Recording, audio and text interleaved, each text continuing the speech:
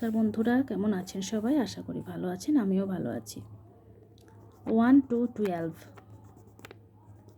Spelling সমেত বাচ্চাকে খাতায় লেখানো। সরি, বিন্দু বিন্দুগুলো আমার দাগ টানাটা একটু বড় হয়ে গেছিল।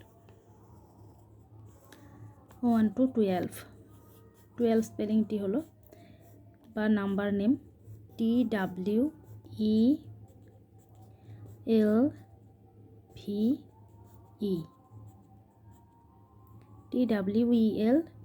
12। এবার স্মল লেটারে TWELVE